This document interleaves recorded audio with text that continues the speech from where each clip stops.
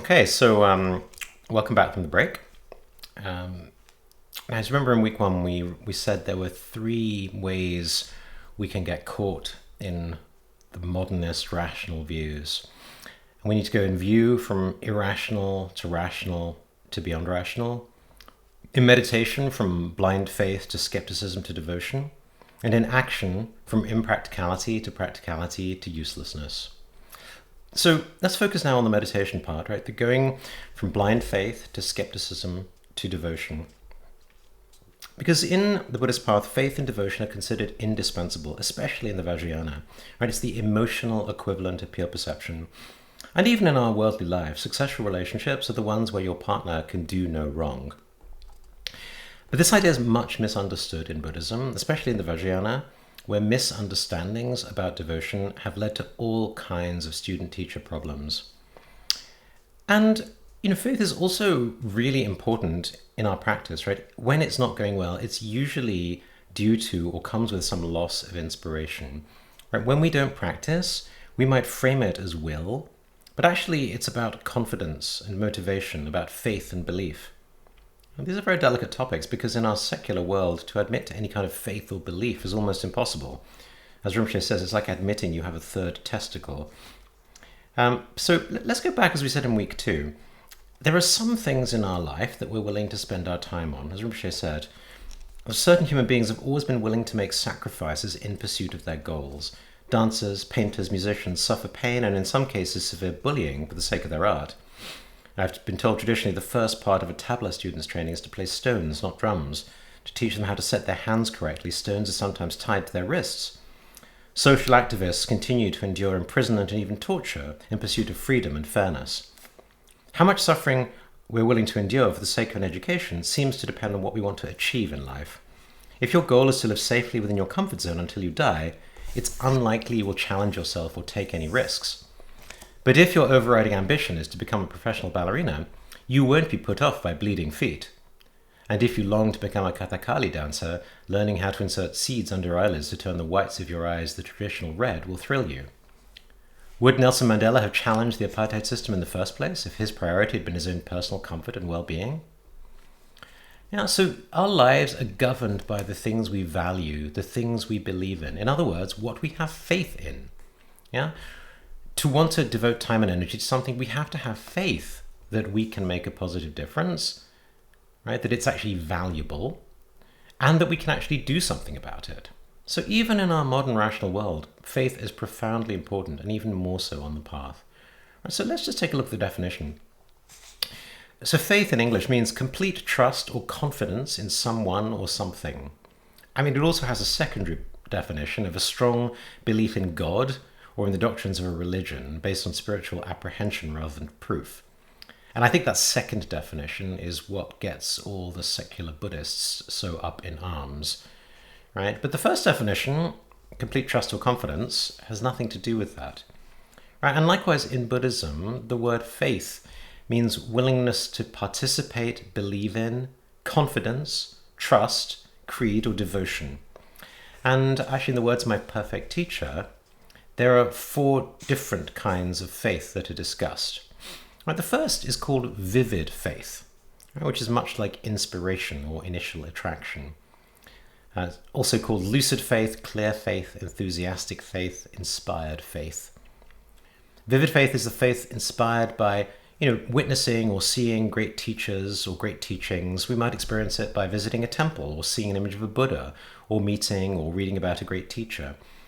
It's a spontaneous response. One doesn't necessarily know the reasons, right? And the commentary by Cheki Drakpa says, it's a very vivid and joyful state, similar to the way a small child feels when seeing its mother.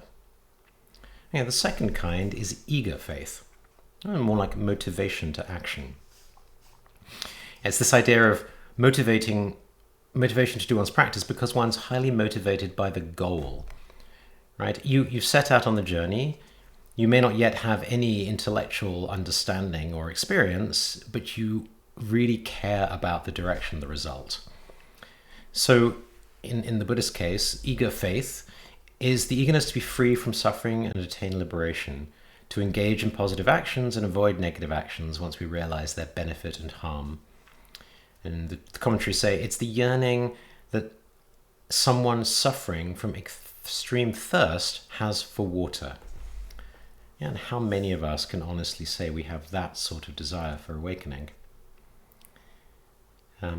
So maybe if we're struggling with our practice, maybe we need to question, have we really taken the time to cultivate the intellectual understanding and conviction about why this matters? Okay, the third kind of faith is called confident faith, right? That's faith born on understanding, based on trust, based on conviction, right? It's because one understands the reasons why. So this is the faith in the teachings and the teacher when you understand, the view, you understand why this path makes sense, right? The commentary says the faith that cannot be shaken by temporary circumstances or events. And it's a trust in the laws of cause and effect strong enough to survive the worst kind of circumstances, such as illness. Right? This is the kind of faith one should have. And finally, there's a fourth kind of faith called irreversible faith, which is once you have realization. Right? Then, once you realize the natural state, you no longer have questions about the path. Right? It's sometimes given as a fourth after the confident faith. It's so much part of ourselves, even if our lives are at risk, we wouldn't give it up. Yeah, so now in Buddhism, as we said, you are your own master. So faith then is faith in the path and faith in one's ability to follow it.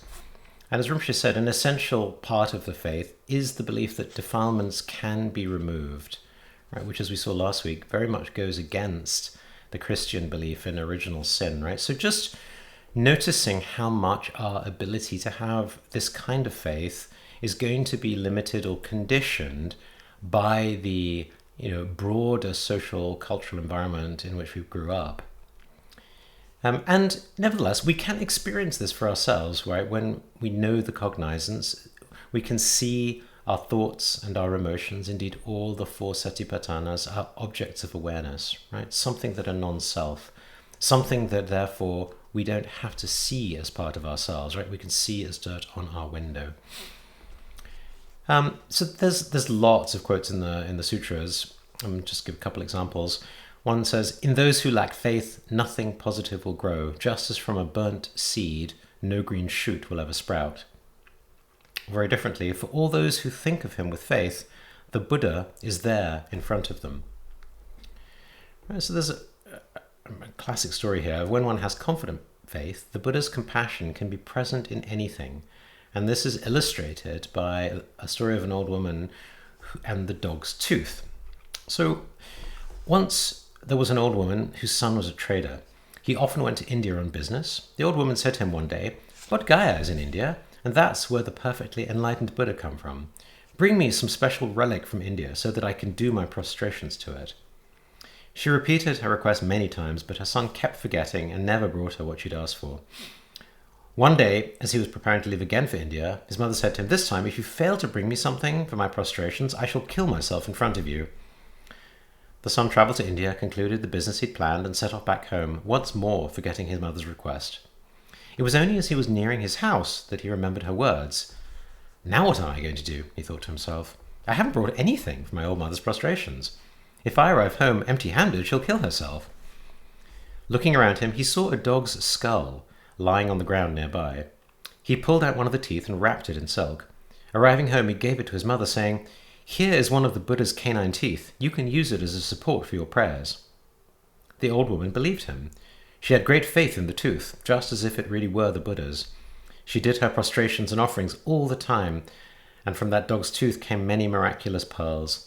When the old woman died, there was a canopy of rainbow light around her and other signs of accomplishments.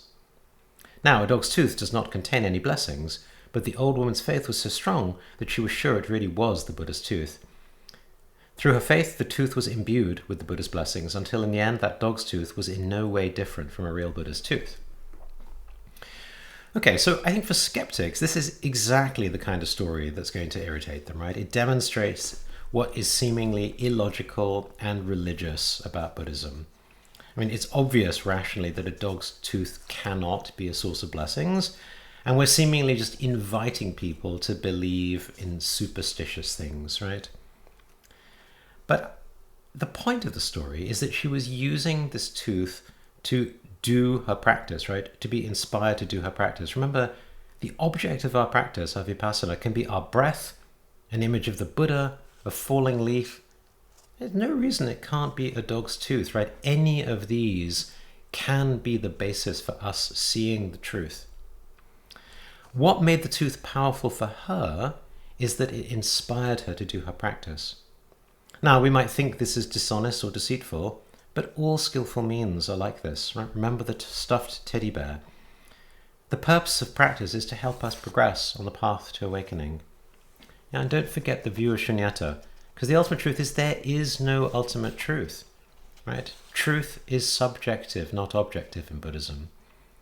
So just as a stuffed teddy bear cannot actually help the life of a child, right? It could still save their life if the professor father is using it to lure them away from the edge of the cliff. Yeah, relative truth doesn't have to make sense. And indeed, if you analyze it, it will fall apart. All it has to do is work.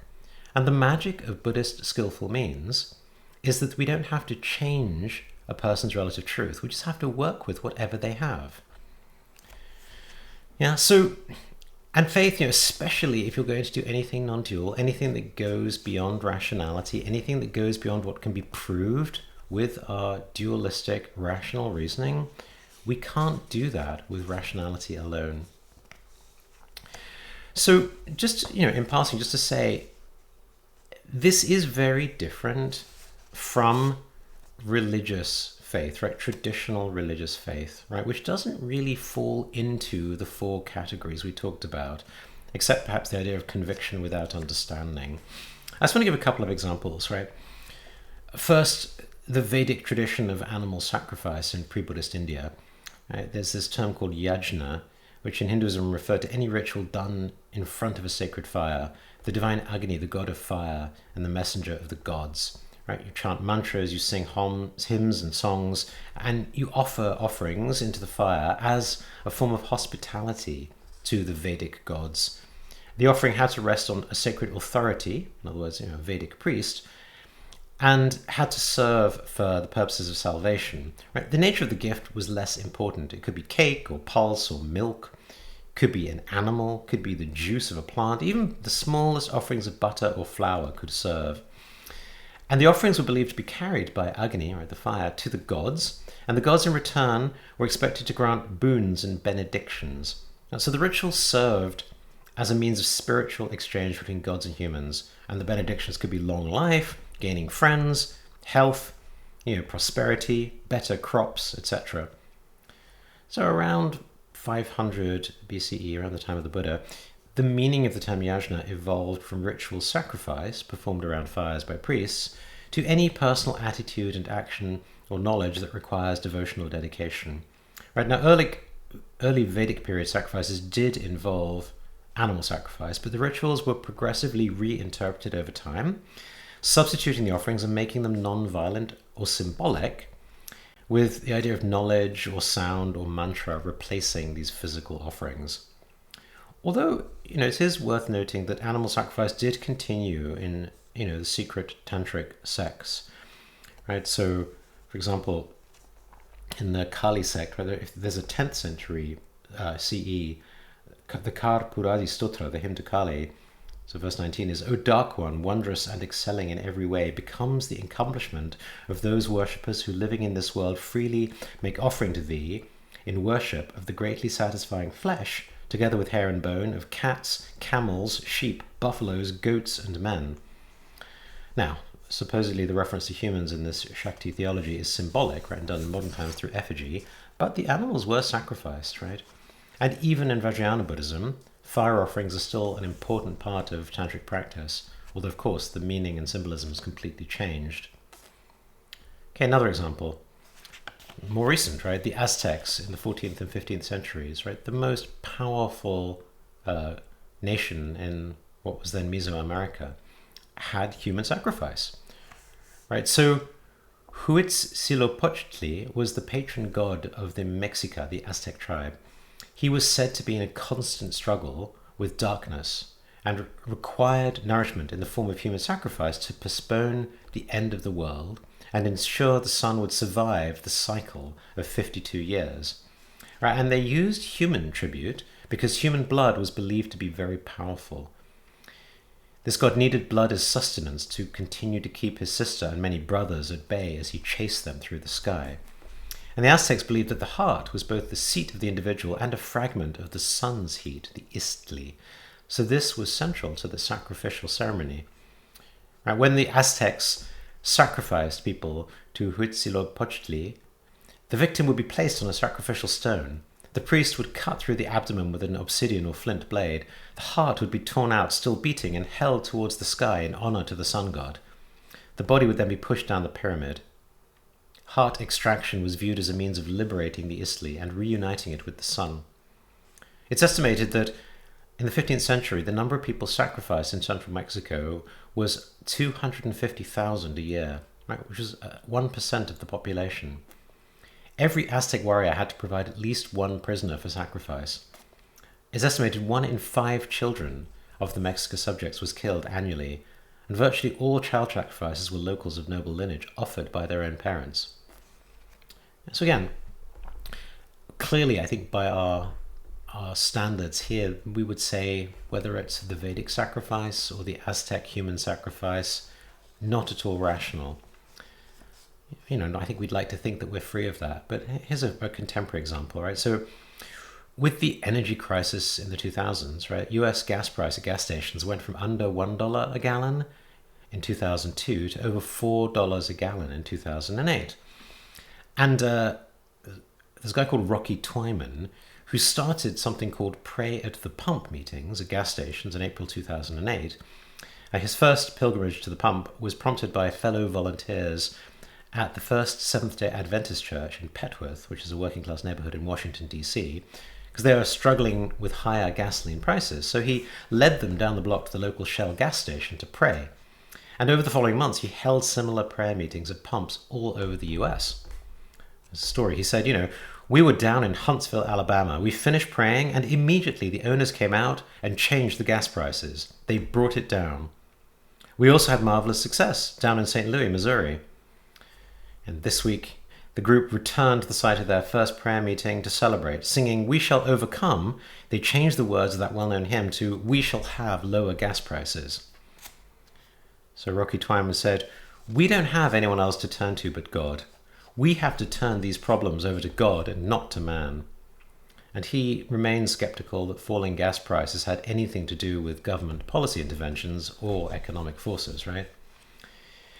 Now, it may be easy to sort of look at these as perhaps somewhat, extreme examples.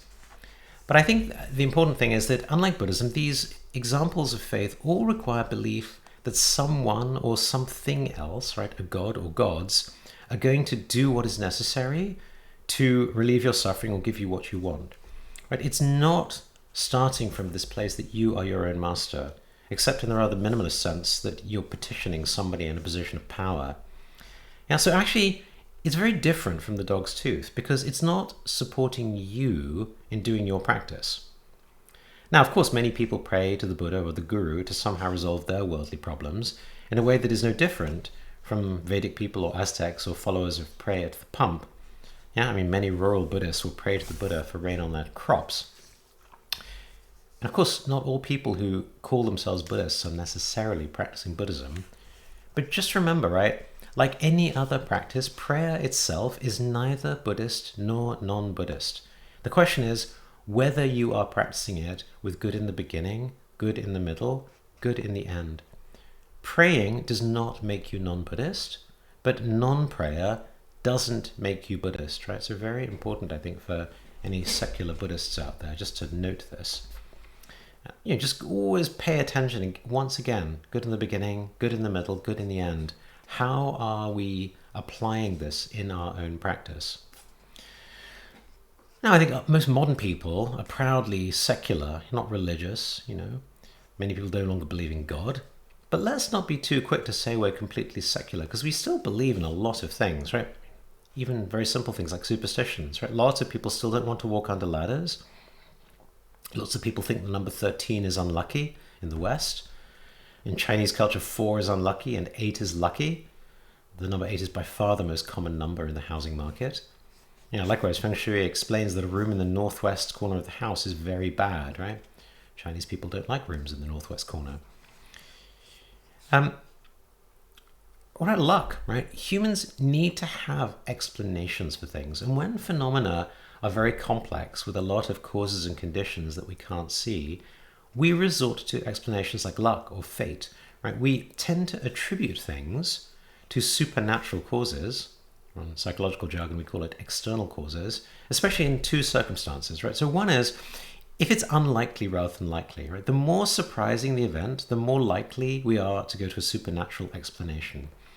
Right, this is believed to come from what's called an effectance motivation, right? A basic desire to have control over one's environment.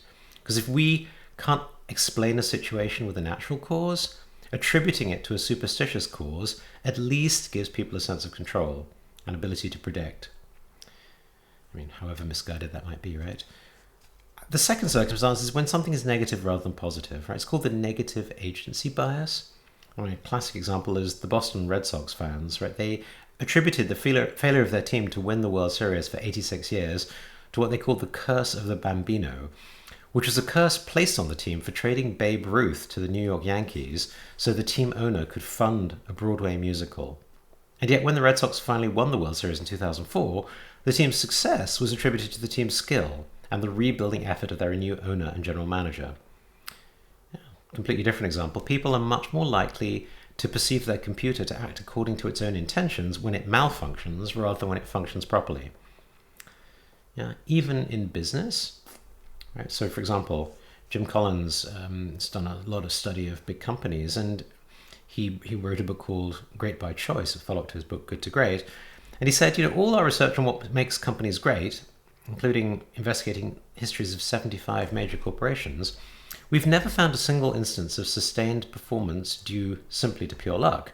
And yet also, we've never studied a single company devoid of luck along its journey. Neither extreme, it's all luck, or that there's no luck, has the evidence on its side. A better fit is to talk about the idea of return on luck.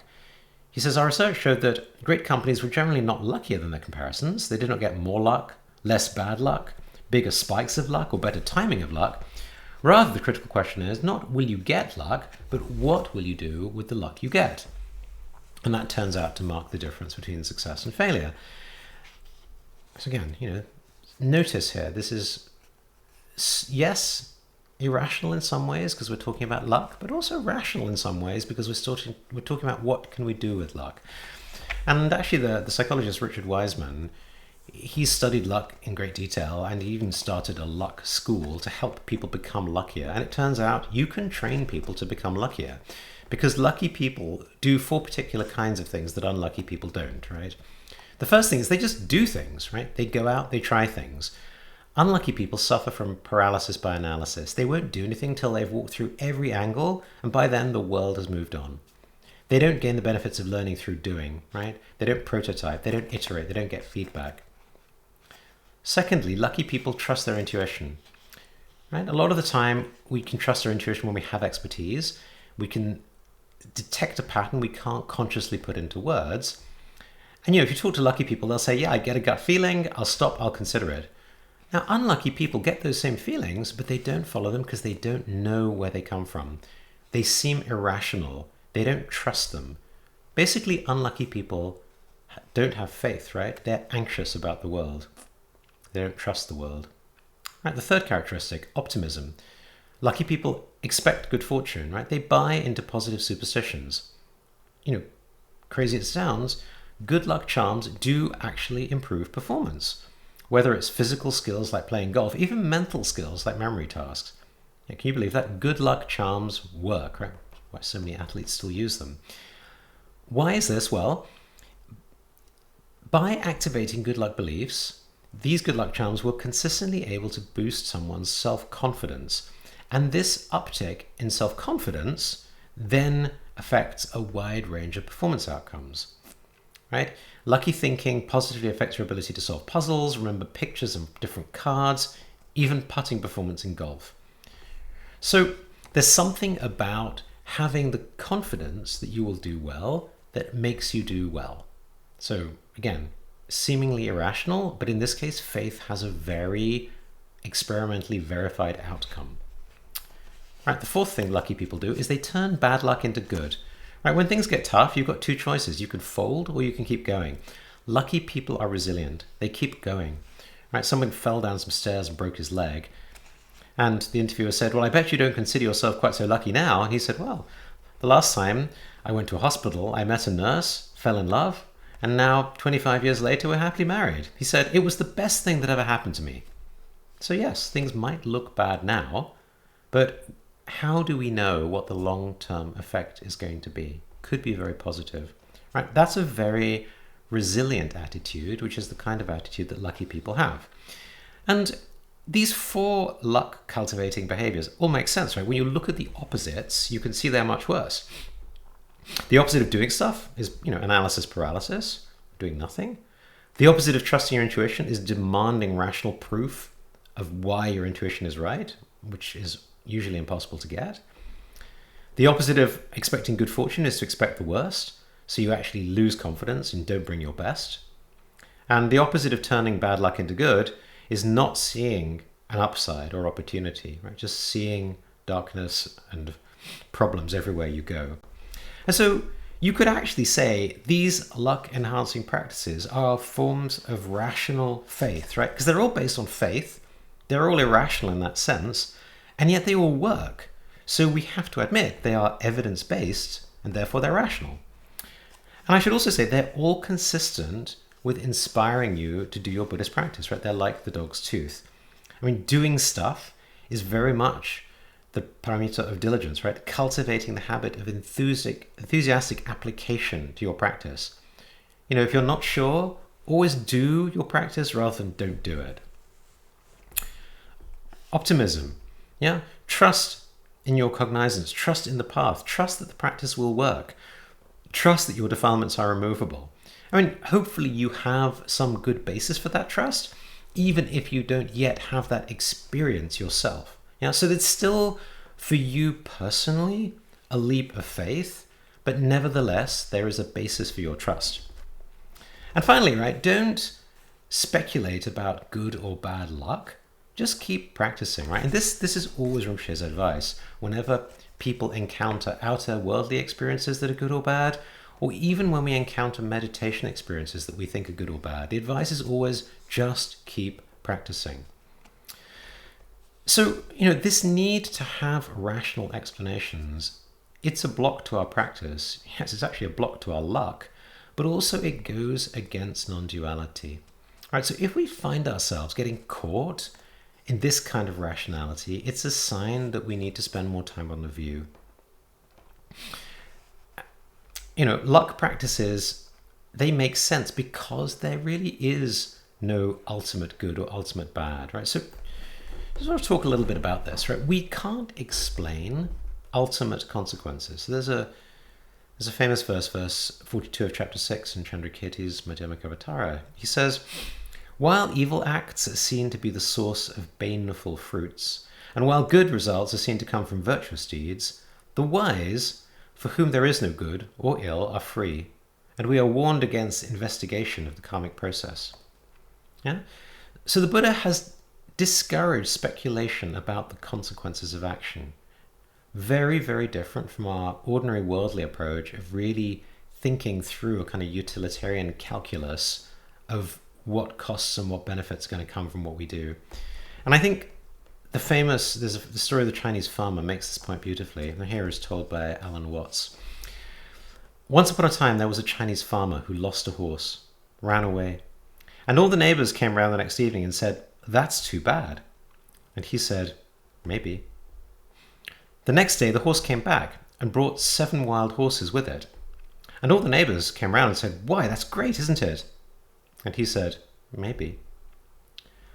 The next day, his son, who was attempting to tame one of these horses, was riding it and was thrown and broke his leg.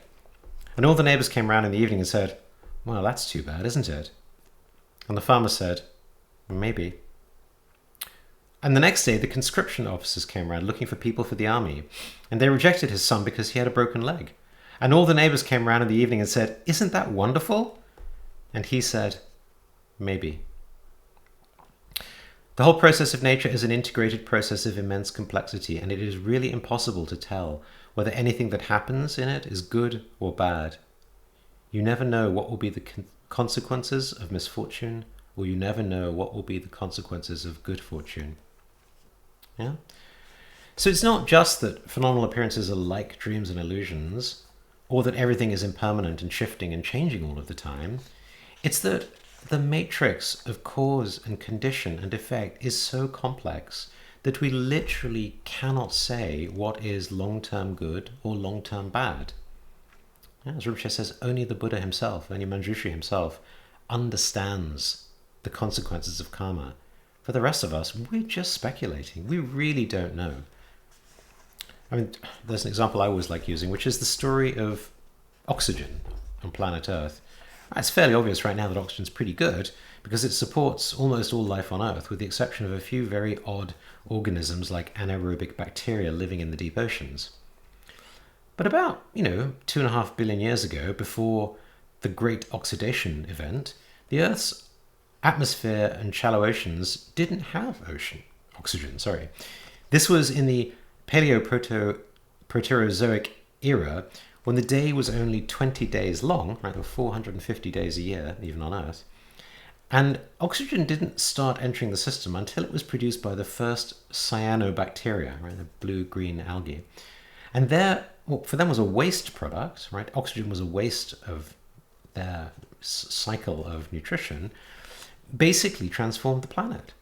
Now, should we say that is good, or should we say that is bad? I mean, obviously it's bad for almost all the other life on Earth at that time, which was almost entirely anaerobic. But it's obviously good for humans and almost all life on Earth today. So how should we say what is good or bad? Right. And likewise, when we talk about environmental sustainability, I mean, it seems self-evident we should try and protect the planet, but which planet should we be protecting? Should we have sustained the planet of 2.5 billion years ago? Today's planet? Something in between? Why? Right? In the same way, the teachings strongly advise us not to try and inquire about ultimate origins, which also cannot be found, right? So this is from a famous sutra called the Kula Malunkyovada Sutta. I'll just read a translation from Thanissaro Bhikkhu. It's just as if a man were wounded with an arrow thickly smeared with poison. His friends and companions, kinsmen and relatives would provide him with a surgeon, and the man would say, I won't have this arrow removed until I know whether the man who wounded me was a noble warrior, a Brahman, a merchant, or a worker. He would say, I won't have this arrow removed until I know the given name and clan name of the man who wounded me, until I know whether he was tall, medium, or short, until I know whether he was dark, ruddy brown, or golden coloured, until I know his home village, town, or city, until I know the bow with which I was wounded was a long bow or a crossbow, until I know whether the bowstring with which I was wounded was fibre, bamboo threads, sinew, hemp, or bark, until I know whether the shaft with which I was wounded was wild or cultivated, until I know whether the feathers of the shaft with which I was wounded were those of a vulture, a stork, a hawk, a peacock, or another bird, until I know whether the shaft with which I was wounded was bound with the sinew of an ox, a water buffalo, a langur, or a monkey. He would say, I won't have this arrow removed until I know whether the shaft with which I was wounded was that of a common arrow, a curved arrow, a barbed, a carved-toothed, or an oleander arrow. The man would die, and those things would remain unknown to him. In the same way, if anyone were to say, I won't live the holy life under the Blessed One, as long as he does not declare to me that the cosmos is eternal, or that after death a Tathagata neither exists nor does not exist, the man would die, and those things would still remain undeclared by the Tathagata. And why are they undeclared by me? Because they are not connected with the goal. They are not fundamental to the holy life. They do not lead to disenchantment, dispassion, cessation, calming, direct knowledge, self-awakening, unbinding. That's why they are undeclared by me. Yeah, it's really important teaching, right, for those of us who want answers to everything. And, speaking as a scientist, I should just note that there's a lot we have no idea about the universe, right? 95% of the mass energy in the universe is an unknown form of energy. Yeah?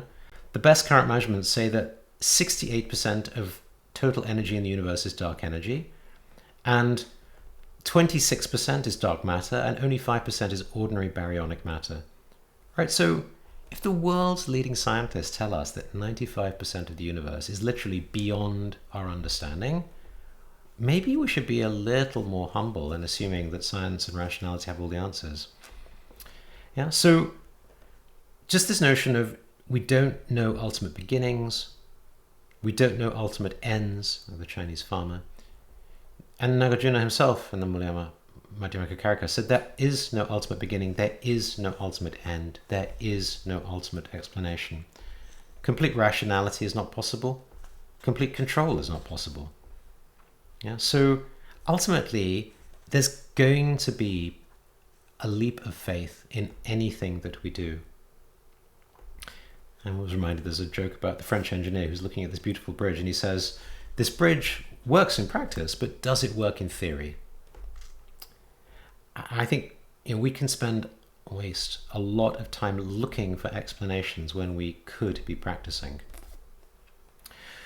So what then about secular Buddhism? Right? So let's start by reminding ourselves of non-duality, right? Unfortunately, many people's practice is dualistic. It's either too religious or too secular. Both need to be shrugged off. But actually, for beginners, Rinpoche would say faith is much better than dry secularism. Right, so let me just read an extract from Stephen Batchelor. He says, I cannot understand how after physical death there can be any continuity of any personal consciousness or self, propelled by unrelenting force of acts or karma committed in this or previous lives. For many, or perhaps most of my co-religionists, this admission might lead them to ask, why then, if you don't believe such things, do you still call yourself a Buddhist? Yeah, so here he's making the point, any of these so-called religious beliefs should be removed because they get in the way of Buddhism. So maybe here just a couple of reflections, right? So first, in terms of two truths, right? In ultimate truth, remind ourselves, all relative truths are like a dream, like an illusion. It's all a story, right? Like the Ma'en people in the photograph. All teachings are about offering something that is skillful and helpful, like a teddy bear. Truth is not the criterion when it comes to practice, not least because all of relative truth is illusory and therefore false, right? Remember the dog's tooth. As Jigme Lingpa said, as soon as we talk, it's all contradiction. As soon as we think, it's all confusion. Now, so ultimately, we cannot say anything about whether or not there is such a thing as rebirth, because in the ultimate truth, all of these things are dreams and illusions, whether it's rebirth or no rebirth, science or no science. Okay, what about relative truth? Well, we can talk about scientific truth and we can talk about the path. So let's just spend a moment on science. The truth is we have no evidence, right? Philosophers of mind and cognitive neuroscientists don't understand how consciousness works. We don't know if it is something materialistic and reductionistic, or whether there is some basic constituent element to the universe like matter and energy. So the intellectually honest answer is, I don't know. Yeah? We've already seen that all Buddhists don't believe in explanations of ultimate origins or consequences. All explanations are local and partial. Yeah, it seems that Batchelor seems unwilling to accept this. And science has a remarkable way of surprising people who think they know everything. Right? In the mid-1890s, physicists were looking ahead to the 20th century with great pride. The more they'd studied the universe in the 19th century, the more orderly they'd found it to be. The more it was predictable through natural laws they expressed in precise language of mathematics. Yes, there were still a few questions to be ironed out, but most physicists were confident the 20th century would be devoted to refining theories and just making some critical measurements needed to complete the tapestry of their science. They could not have been more wrong. Yeah? Instead of tying up a few loose ends, physicists pulled on a few snags and watched the entire theoretical fabric of physics unravel. It would take most of the next century to reweave it. I should add, it's still not finished, right? We still have no way of resolving quantum theory and gravity, relativity. Right? The process has redefined almost everything we thought we understood about matter, energy, space, time, waves, and particles. And yet, even 30 years later, right, even after the beginnings of quantum physics, after all of Einstein's great work, the Nobel Prize winner, Max Born, said in the 1920s, he said, physics as we know it will be over in 6 months. Right? This was shortly after Paul Dirac had discovered the Dirac equation, which explains the electron. So, I think we have, unfortunately, this tendency to intellectual arrogance, this idea that we know everything, we're right at the end, that mankind has somehow reached the pinnacle of understanding and evolution. I really don't have much to say except, wow, I really just wish we could all become a little more humble. And to be honest, I don't even think you can frame the question of rebirth as a scientific question, because I don't see how you can make it testable or falsifiable. So, if Batchelor were to say, I don't believe, which he did in his early books, that's fine, right? And that's just a question of emotional habits. It's not about a search for truth. But given that Buddhism is about transcending all views, then doubling down on a wrong view isn't really helpful. Because all our attachments, our emotional reactions, including any views that we like or don't like, our attachments to views, that just says something about our own psychological makeup. Reality itself is non-dual. Right? The nature of mind is non-dual cognizance. All the rest is just dirt on the window. As a Buddhist, our aim is to clean the dirt. It's not arguing about the color of the dirt. But more importantly, perhaps, the other aspect of relative truth is that relative truth is the skillful means. It's the way we can practice and lead ourselves and other beings to the truth. There are many people who believe in rebirth and next lives.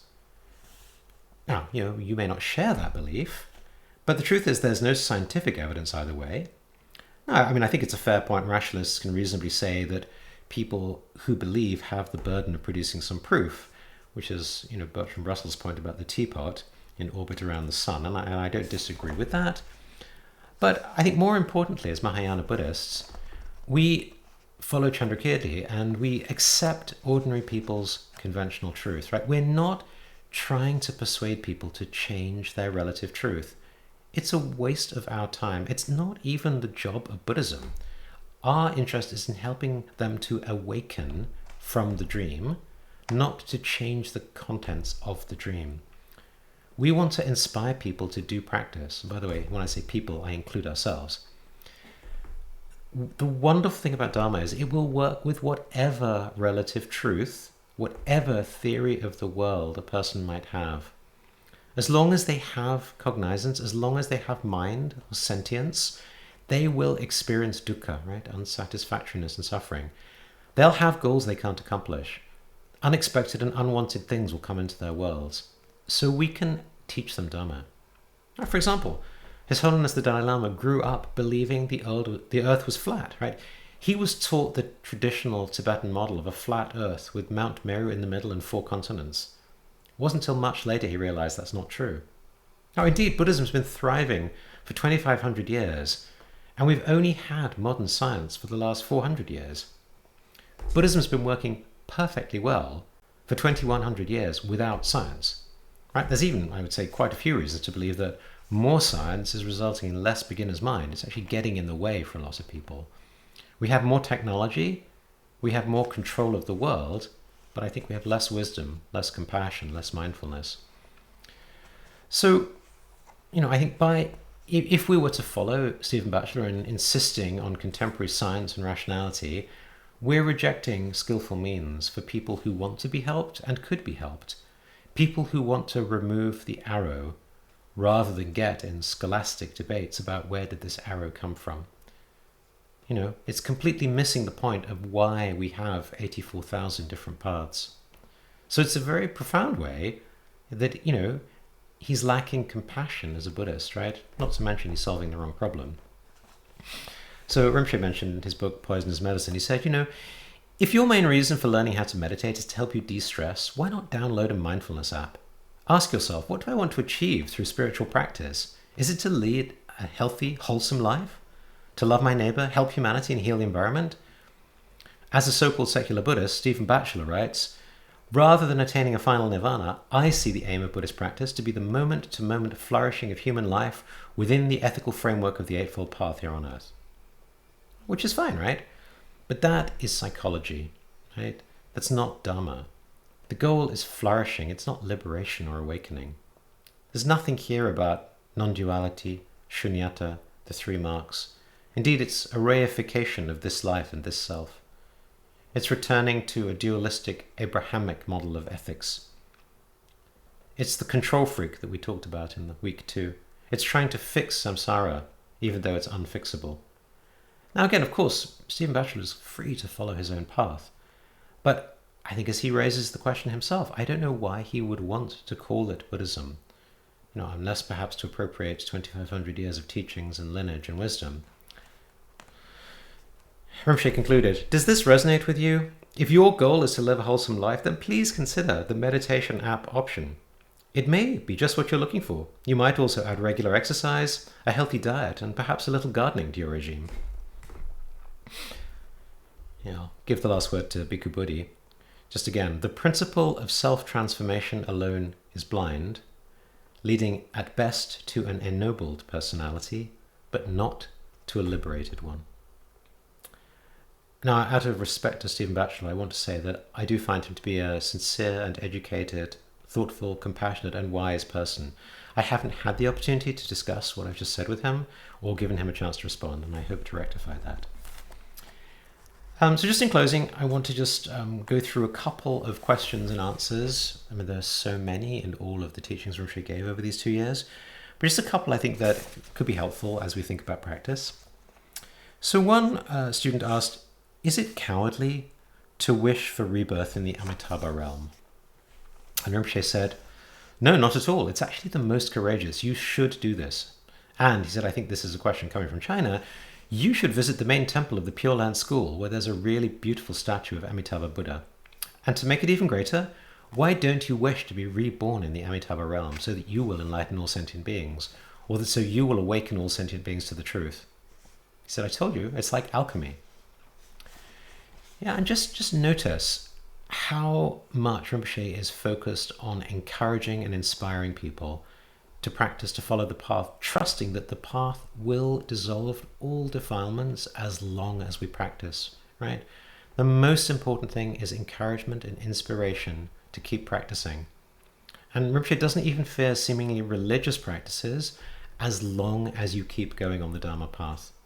Yeah? Whereas I think Batchelor's anti-religion is an extreme view. Very different. Okay. Another question. Chinese young people work 996, which means 9 a.m. to 9 p.m., 6 days a week. They're so busy, so tired. When they get back home, they just lie down and watch some movies. They only have about 5 or 10 minutes for practice. They don't have a calm mind for hearing, let alone contemplation or meditation. And so Rinpoche said, well, first on hearing. When we talk about hearing, we're still stuck with the idea that hearing means going from the first to the last page. We have that tradition, which has its merits, yes. But nowhere in the Buddhist skillful means is this emphasized. I mean, if you have time, of course you can do it. But instead, what's meant by hearing is that you could be having a cup of tea or a conversation about the Dharma. You could be being critical towards the Dharma. You could be in a bar or restaurant, having a coffee, talking about the Dharma. Many people think hearing is only qualified as hearing about the Dharma from a master, and you're sitting there and listening. That's not the case. Even reading a few sentences in a book should be considered hearing. Having conversation about the Dharma with friends in a bar or restaurant, even watching a movie. There are many movies that can make you think about reality. And likewise, when it comes to time to practice, we tend to think about Buddhists as renouncing the world, going off to a temple, going off to the mountains. But let's imagine you wanted to build a temple. Why, instead of building a temple, why not build a workplace? Build a coffee shop. Maybe have a picture of the Buddha, some Buddhist sutras and Buddhist texts, and spend the whole day drinking coffee and tea and talking about life. And as long as the conversation has something to do with anicca, dukkha, anatta, impermanence, unsatisfactoriness, non-self, even if you don't use Buddhist jargon, it's fine. Okay, another one. A question about, humility and confidence. about offering a flower or going on a pilgrimage to Bodh Gaya. And Rinpoche said, a path requires two things, right? One is some sort of humility, wanting to progress more and do better and perfect the path. The other is also having some sort of confidence or faith that what you're doing is the right thing. Yeah, and this faith that this is going to lead me to the right direction. You need both. And they're almost contradictory, humility and confidence. And on the path that does not have many references, you will suffer with not knowing if you're practicing correctly. There is no assurance. It's very difficult to trust. So the best, I would say, is having both. Both the path that involves a lot of effort and a lot of references, and also try the effortless path. So we talked about this last week with the donkey and the horse.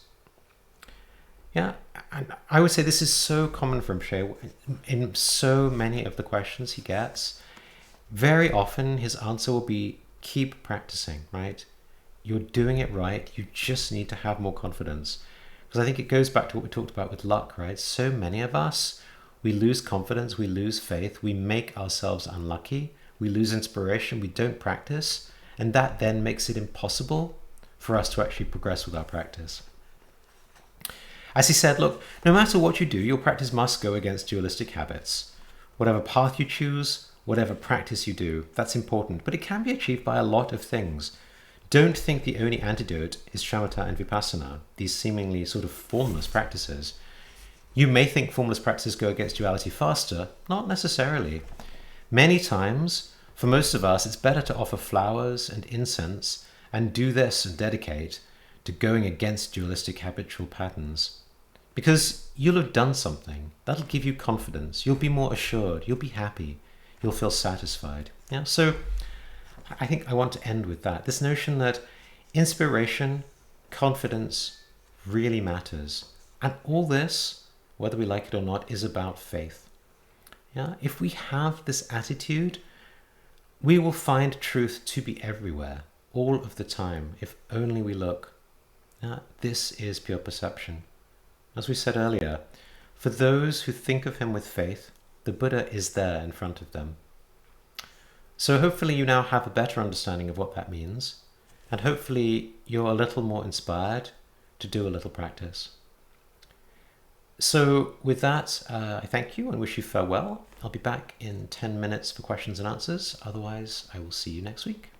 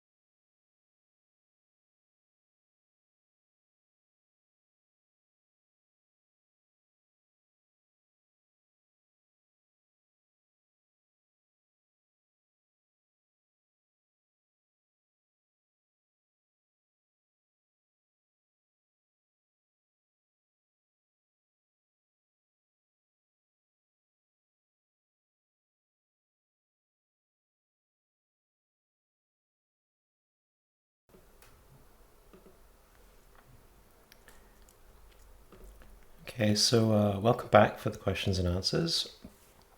I think it's going to be very brief this week. We only have a couple. So first, from Monica, asking, is it required to have completed the Nindra before we start doing sadhanas? And the answer is no. Well, depends on your teacher is the answer. I would say the sadhana is much denser, more compressed, more sped up. So it's a little bit like asking if you're a musician, how much do you need to practice your scales before you attempt to play a concerto? I mean, you can start playing a concerto early, but you still need the technique. Yeah, so likewise, it can be encouraging to practice a sadhana early, and some teachers like to give sadhanas as encouragement. But I also know people who've done, 3 versions of a 3-year retreat, and they'll tell you that doing the Nindra the third or the fourth time round is very different from the first time, right? It's a very profound practice. I seem to recall Rinpoche said that his teacher, His Holiness Dokins Rinpoche, did at least 7 Nindras. Yeah, the point is, it's not a one-off. It's not something to get rid of and get out of the way. And the practices involved, like, constructing a visualization, it's very difficult, right? It's very unfamiliar. The whole creation and completion, seeing the world as illusion, because our normal habit is, as we know, the exact opposite of that. So the nice thing about an Nindra is you can really take your time and practice in a very leisurely way, becoming familiar with the different component parts of the practice. In the sadhana, it's much more compressed. A long section will be said in a couple of words. So to understand what it means, you've really kind of got to be able to unpack it and decode it. So why not just do Nindra? I mean, I think Nindra is a wonderful practice. I guess if you feel inspired that doing a sadhana is somehow higher and better, maybe that's fine, right? Maybe for us beginners, we need a dualistic goal and something to work towards to inspire us. But just to say, it's not needed. And then, of course, I'd always give the last word to your teacher. So, you should ask your teacher what is right for you. Another question, also from Monica, saying, being aware of what's happening in the present moment, where's that supposed to lead us? Is it to the awareness of impermanence? Well, I mean, it's to seeing the truth, right? And the truth is more than impermanence. It's the 3 marks, if you're in the Theravada. It's impermanence, it's unsatisfactoriness, and it is non-self. And if you're in the Mahayana, it's seeing non-duality directly, right? Seeing shunyata. And if we can familiarize ourselves with that, then it's by no means just the awareness of impermanence. That's actually a path that will lead us to awakening, to liberation. Well, that's the whole point of our path. Yeah. Another question from Monica. Is it okay to have several practices, several deities? I think I like variety and change. Yeah, again, question for your teacher. I mean, Rinpoche's answered, he said, you can, of course, there's nothing prohibited. The danger is that you will just stay on the surface with all of them and never really go deep in any of them. And his recommendation is it's much better to really go deep and achieve mastery, because that's really the only way you're going to be able to work with your emotions, work with your mind, work with the more subtle aspects of dualistic awareness. Right? If you're still busy trying to just learn the basics of a sadhana, you're going to be too busy with that and not really able to focus on the mindfulness, on the bodhicitta, on the non-dual awareness while you're doing the practice. Okay, question from Irene about the concept of faith in Buddha and in Buddhism. Different from divinity, different from Abrahamic religions. And I mean, I hope I've covered that. So yes, we talked about the 4 kinds of faith, and we definitely always, come down to the most important thing about Buddhist practice is the good in the beginning, the good in the middle, and the good at the end. So having that intention, having that dedication, and always staying with non-duality in the middle. difference between Vajrayana and Mahayana, I mean, there's long answers to that, but the very short answer I would say is that in terms of their view, they're really no different. I mean, they both are based on the view of non-duality. The Vajrayana view, even Mahamudra or Dzogchen view, it's no different, no higher than that non-dual view. So if you have studied Madhyamaka, if you understand the non-dual view, at least intellectually, that will take you through all other paths and practices. The difference is that the Vajrayana has a huge richness and depth and complexity of different kinds of practices, right? Different kinds of skillful means. So there's many more methods in the Vajrayana than in the Mahayana. It's sometimes said also that those methods, because they work more directly with our emotions, with our ignorance, they can also be more powerful in this modern era where there's just so much of that kind of confusion. But that's it, right? That's all the questions. So I'll pause for a second to see if anyone has any in the chat. And no, in which case, thank you all again. Have a wonderful week, and I shall see you next week.